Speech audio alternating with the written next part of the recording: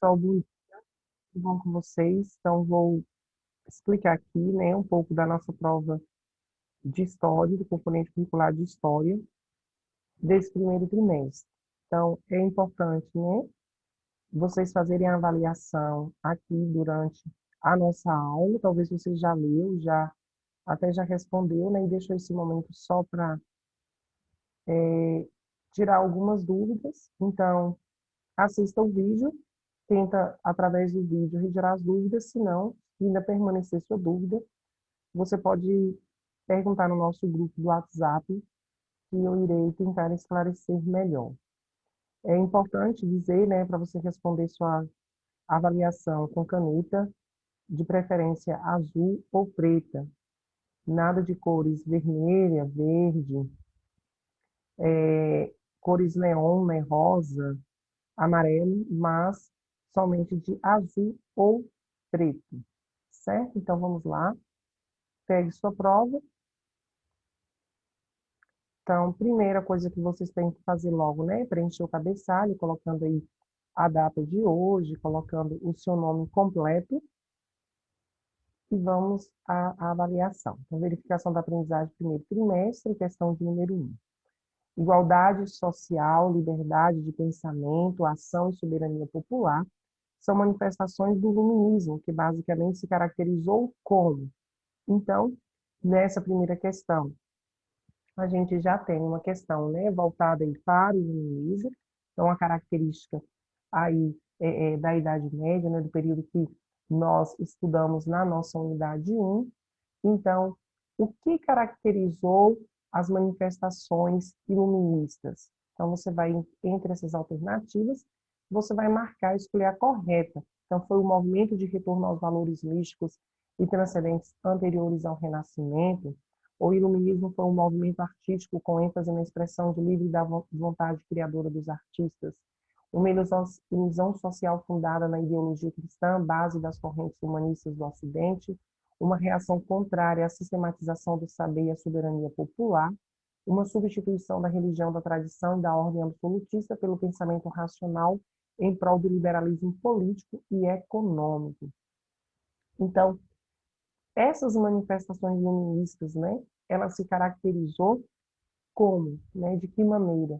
Você vai escolher aí a resposta correta. Na questão de número 2, Voltaire, Rousseau, Montesquieu, entre outros filósofos, marcaram o movimento iluminista do século XVIII, conhecido como século das luzes, principalmente na França. Uma de suas marcas foi. Então, como nós vimos até na questão da nossa atividade, né, que a gente estava fazendo na aula passada, então, esses três pensadores foram pensadores fundamentais na visão iluminista. E aí, o próprio nome vai chamar, né, de iluminismo, justamente por conta de luz, dando fazendo alusão à palavra luz, e aí o século vai ser conhecido como século das luzes, né, dando a entender que até este período a população europeia vivia aí numa escuridão. Então, se chama aí o século das luzes com os ideais iluministas partindo de pensamentos e provocações de Voltaire, Rousseau e Montesquieu. Então, quais eram as marcas do pensamento iluminista? Os dogmas da Igreja Católica, o voto apenas para aqueles que disputassem de certa renda, a manutenção do sistema escravista, combater o absolutismo e defender o liberalismo econômico, a educação como uma forma de prevenir futuros castigos, como a prisão. Então, quais desses três itens estão ligados ao princípio iluminista? E aí a gente lembra, né, que o iluminismo ele nasce contra ali um sistema que se tinha na época, né, a partir das manifestações populares, a partir das manifestações de pensadores como estes citados aqui na questão, que vai contra a maneira de governar, a maneira como a sociedade naquela época estava organizada. O conjunto de ideias que criticava as práticas mercantilistas vigentes durante o absolutismo e combatia a intervenção do Estado na economia foi denominado de. Então, a gente tem um sistema absolutista, onde o poder absoluto, né, está centralizado, como nós vamos ver lá na questão do topo da pirâmide. Então, é o rei quem manda, né, e o clero, então os dois ali exercendo um poder sobre a sociedade. Então existia um absolutismo. Então tudo que era produzido era devolvido parte para eles. Então eles quem comandavam tinham o poder das terras, das propriedades. Então, diante das ideias, né, que criticavam as práticas vigentes, mercantilistas, durante o absolutismo, né, e combatia a intervenção do Estado na economia, como ela foi chamada? Foi o feudalismo, o iluminismo, o liberalismo, o mercantilismo ou o depostismo? Então, qual era o nome, né? Qual foi o nome aí do movimento que se deu contra ao absolutismo? Questão de número 4. Durante o iluminismo, algumas mulheres romperam as barreiras que as excluíam do mundo das ciências e realizaram estudos que promoveram grandes avanços científicos. Apesar disso, a presença feminina continuava proibida nas academias científicas. Nos dias de hoje, exclusões deste tipo são bem mais raras e não ocorrem em toda parte. Entretanto, nem sempre as mulheres encontram as mesmas condições e oportunidade que os homens. Escreva um breve parágrafo sobre a importância da igualdade sexual. Então, qual é a importância de se haver igualdade sexual na sociedade que nós estamos hoje? Então, a gente sabe que ainda existem, né, mulheres que não conseguem, às vezes, exercer algum cargo ou exercer algum cargo político, né, também, justamente por conta dessa desigualdade sexual que ainda existe nos dias de hoje. Então, frente a isso, e começou-se, né, desde com os princípios iluministas, algumas mulheres a se ascenderem. Então, você vai escrever um breve parágrafo dizendo, né, qual a importância, na sua opinião, na sua visão, da igualdade sexual, ou seja, de homens e mulheres terem os mesmos direitos. Questão de número 5. Um dos projetos do iluminismo era a elaboração de um grande quadro de todo o conhecimento humano. Esse projeto recebeu o nome de Enciclopédia. A Enciclopédia de Diderot, Delabé, foi uma obra coletiva com 18 mil verbetes, distribuídos por 28 volumes, que buscou reunir todos os conhecimentos humanos.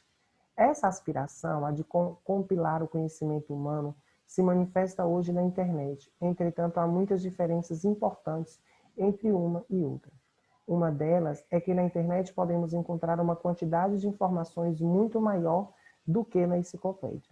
É certo que nem todos os autores da internet têm o saber dos enciclopedistas.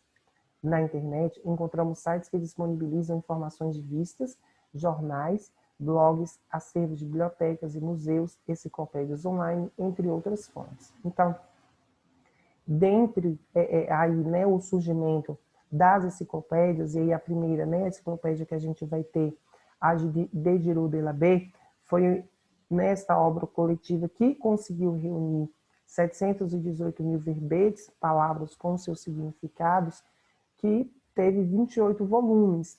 Então, a gente tem um exemplo, por exemplo, da Wikipédia. A Wikipédia é um exemplo aí de uma enciclopédia online, não é de total confiança, porque, né, é uma wiki que alguém, por exemplo, nós podemos nos inscrever e contribuir também com algumas explicações lá, com alguns significados lá também. Então, às vezes, não é tão seguro assim, né? Mas existem vários outros sites também que são enciclopédias, mas nunca chega, né, ao conhecimento dos enciclopedistas que existiam naquela época. Então, a questão é o seguinte: escreva um pequeno texto com as seguintes reflexões. Como a internet modifica a maneira pela qual temos acesso às informações e quais os aspectos positivos e negativos dessa modificação? Então, com a internet, nós passamos a ter maior acesso às informações, né? Então, uma pesquisa que é feita de modo mais rápido, de primeiro, por exemplo, se você queria saber o significado de uma palavra, a gente precisava pegar um dicionário, pesquisar, né, o verbete, e hoje basta colocar no Google, você já tem um dicionário online que te dá a resposta. Então, de que maneira a internet ela modificou o acesso à nossa informação e quais os aspectos que vocês veem como positivo e negativo dessa modificação? Então, observe que vocês têm várias linhas aí para poder discorrer, né? Nada de resposta curta, porque senão será desconsiderada. A imagem que segue abaixo representa a pirâmide social da França antes da Revolução Francesa, né? Então é importante a gente dizer isso, que com a Revolução Francesa, a gente tem uma transformação do sistema da sociedade francesa, né, europeia. Então, aqui, a princípio, né, a gente tem no sistema, e aí, o sistema absolutista, que a gente estava falando nas questões anteriores, um modo de governar centralizando o poder. Então, a pirâmide, ela representa justamente a forma, a sociedade, né, que se tinha antes da Revolução Francesa. Então, aí o que você vai fazer? A gente tem aqui o 1, clero, a burguesia 2, operários 3, camponeses 4, nobreza 5 e artesãos 6.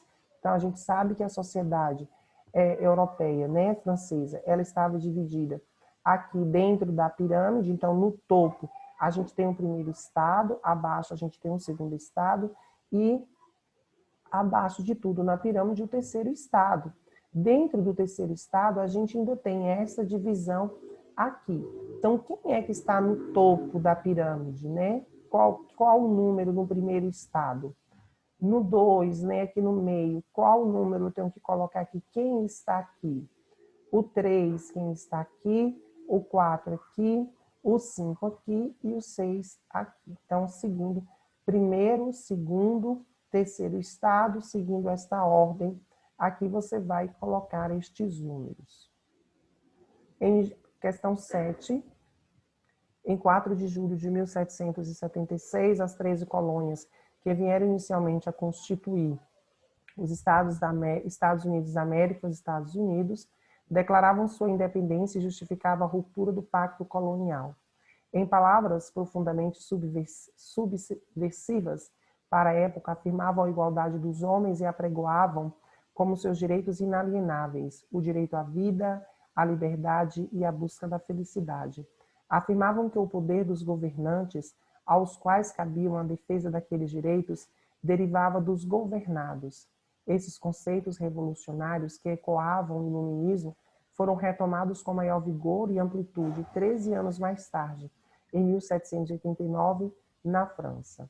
É um texto adaptado de Emília Viute da Costa, apresentação da coleção João Pomar, Vladimir, Revelação Chinesa, São Paulo, Unesp, 2003. Então, Estados Unidos da América, então o próprio nome do país já nos dá a entender, né, de que se partiu de uma união de vários estados. Então, nós tínhamos ali 13 colônias que eram exploradas por países europeus, e aí essas 13 colônias se unem, né, e constituem os Estados Unidos da América, né, e aí com a independência em 4 de julho de 1776, rompendo aí com os pactos coloniais que se tinham naquela época.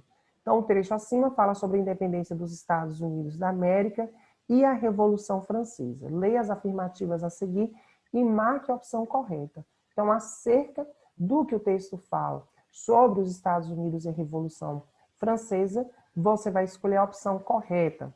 A independência dos Estados Unidos e a Revolução Francesa integravam o mesmo contexto histórico, mas se baseavam em princípios e ideais opostos. Então, a gente tem, ao mesmo tempo que acontece a Revolução Francesa, né, ao passo que se tem ali toda a transformação, a implementação do iluminismo, né, as ideias iluministas sendo implementadas contra o absolutismo, lutando contra aquela forma de governar, e a gente tem também as colônias que eram exploradas, né, territórios e estados que eram explorados por países europeus, aqui justamente pela França. Então, como se deu esta independência e também a Revolução Francesa? Então, a independência dos Estados Unidos e a Revolução Francesa integravam o mesmo contexto histórico, mas se baseavam em princípios ideais opostos, então era uma coisa oposta ao outro. O processo revolucionário francês identificou-se com o movimento de independência norte-americano no apoio ao absolutismo esclarecido. Tanto nos Estados Unidos quanto na França, as teses iluministas sustentavam a luta pelo reconhecimento dos direitos considerados essenciais à dignidade humana. Por ter sido pioneira, a Revolução Francesa exerceu forte influência no desencadeamento da independência norte-americana. Ao romper do pacto colonial, a Revolução Francesa abriu caminho para a independência das colônias ibéricas situadas na América. Entre 1789 e 1799, a França atravessou um período profundamente transformador conhecido por Revolução Francesa. Em relação às características desse processo revolucionário e seus desdobramentos, analise cada proposição e assinale V para verdadeiro ou F para falso. Então, acerca da Revolução Francesa, do período de revolução passado pela França, você vai colocar verdadeiro ou falso. Então, a França foi inovadora, pois não havia notícias de uma revolução de caráter burguês e liberal na Europa do século XVIII. Durante os 10 anos do processo revolucionário, uma série de acordos que garantiu uma transição tranquila e pacífica da monarquia absolutista para a República Federativa. A Revolução Francesa pode ser subdividida em 4 momentos: a Assembleia Constituinte, a Assembleia Legislativa e a Convenção e o Diretório. A Revolução Francesa disseminou nova concepção política e organizacional do Estado. Suas ideias influenciaram a disseminação de guerras e conflitos, e seus ideais de liberdade, igualdade e fraternidade passaram a ser buscados por quase todas as nações do mundo contemporâneo. Questão 9. Então, aqui a gente tem uma charge, observe na charge a imagem de um homem, muito bem vestido para a época, que a gente tem um mapa, mostrando toda a expansão europeia, a expansão marítima. Aqui a gente tem uma mesa, muito farta, observe, e ele com as facas, aí os talheres nas mãos. Aí large man, und great shape, não sei, um homem pequeno com grande apetite sentado para comer. Um homem pequeno com grande apetite sentado para comer. Na charge acima, os pratos dispostos na mesa trazem os nomes de países como Turquia, Polônia, Áustria e Suíça. Então, observe que Turquia, Áustria, acho que aqui, Suíça. Então, esses pratos trazem esses nomes desses países. O grande prato para qual o personagem está olhando está nomeado como carne assada inglesa. Então, ele olha para o grande prato, que é esse aqui, onde nós temos as embarcações, tá vendo? Aqui do lado o mapa, com essas grandes embarcações, que aí é chamado de carne assada inglesa. Quem seria este pequeno homem? E por qual motivo é atribuído a ele um enorme apetite? Será que esse homem, diante dos estudos que nós fizemos, aí nessas nossas unidades, quem é este homem? E por que diz dele ter esse grande apetite, Esse apetite é por comida mesmo? O que ele queria conquistar? O que ele queria aí, vamos dizer assim, conquistar mesmo, é a melhor palavra a ser utilizada. A Guerra dos 7 Anos foi um conflito que envolveu, de um lado, a Inglaterra e a Prússia, do outro, França, Áustria e Rússia. A disputa estende-se pela América, Europa e Índia. Nas colônias inglesas da América do Norte, é conhecida como guerra contra os franceses e índios, pois os exércitos de ambos os lados envolveram tribos indígenas na luta. A vitória inglesa foi selada com o Tratado de Paris, pela qual a França cede o Canadá, o Vale do Oio e parte das Antilhas para os ingleses. Guerra dos 7 Anos, Folha de São Paulo, São Paulo. Uma das consequências do evento acima foi... Então, qual foi a consequência da Guerra dos 7 Anos? Então, o início da colonização da América do Norte pelos ingleses, a expulsão dos ingleses da América do Norte pelos franceses, a delimitação dos territórios dos colonizadores e dos indígenas, aumento dos impostos sobre as 13 colônias para suprir os gastos com a guerra, abandono da colonização da América do Norte em decorrência da crise econômica inglesa. Então, a Guerra dos 7 Anos teve como consequência qual dessas alternativas? Questão 11. Não é à toa que tanto no âmbito português quanto no europeu, esse combate aos franceses será apresentado como santo e justo. Uma cruzada moderna, brotam no jornal referências a ele como uma santa guerra, como uma santa causa da liberdade da pátria. Uma justa guerra que a nação tão gloriosamente sustenta pela sua independência, ou simplesmente como uma justa causa. Caracterizar como guerra santa a vingança contra Napoleão e os franceses ganha ainda uma dimensão maior quando considerada em relação a uma das contras-imagens napoleônicas mais difundidas na época, a da besta apocalíptica ou do anticristo. Raquel Stoniani, Uma Guerra Sem Soldados e Sem Canhões, a função bélica ideológica da Gazela do Rio de Janeiro durante as guerras napoleônicas.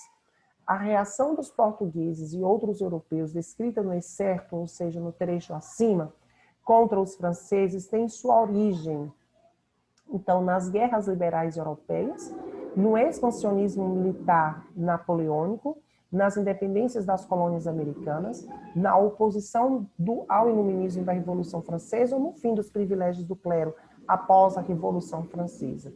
Então, aqui a gente tem uma reação portuguesa, né, e também de outros europeus, e aí esta reação, elas têm origem aonde? Né, de onde se originou essa reação frente aqui, né, as guerras frente a toda essa dificuldade. Então, foram nas guerras liberais europeias, no expansionismo militar napoleônico, nas independências das colônias americanas, na oposição ao iluminismo. Então, lendo o próprio texto, né, a gente percebe de que reação nós estamos falando. Questão 12. Só quebraram as armações os que tinham reduzido o valor dos salários dos empregados, os que não tinham abaixado o valor, ficaram com suas armações intactas. No estabelecimento, na noite passada, quebraram 4 entre 6 armações. As outras 2, que pertenciam às mestres, que não tinham abaixado seus salários, não mexeram nelas.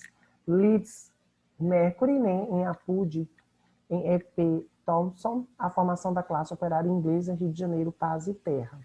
O trecho faz referência ao movimento operário cartista, responsável por grandes paralisações em toda a Europa, nas quais os operários ateavam fogo em máquinas de papel, que simbolizavam as opressões a qual eram submetidos. Ludistas, conhecido por organizar atos de ataque ao maquinário das fábricas como reação às péssimas condições de trabalho às quais os operários eram submetidos. Cartistas, organizado pela primeira vez em Londres, por meio do qual trabalhadores enviaram uma carta ao parlamento exigindo direitos trabalhistas. Ludistas, que atuavam por meio de manifestações pacíficas, nas quais os operários fixavam cartazes nas fábricas exigindo melhores salários. Ou grevista, responsável pela paralisação de um extenso número de trabalhadores unidos na luta por direitos trabalhistas. Então, aqui no movimento operário, este trecho ele faz referência, então, ao movimento cartista, ludistas, cartistas, ludistas ou grevistas. Né? Então, aqui você vai escolher a resposta correta, certo? Então, aqui fica, né, a nossa leitura da nossa prova, a explicação. Qualquer dúvida você pode postar no grupo, que aí a gente vai dialogar e conversar. Não deixe de fazer a sua prova agora, não deixe para fazer as provas depois, faça no momento da aula, né, cada uma das provas no dia correto, ou antecipe as provas, mas jamais fique atrasado, certo? Um forte abraço e até o nosso próximo encontro.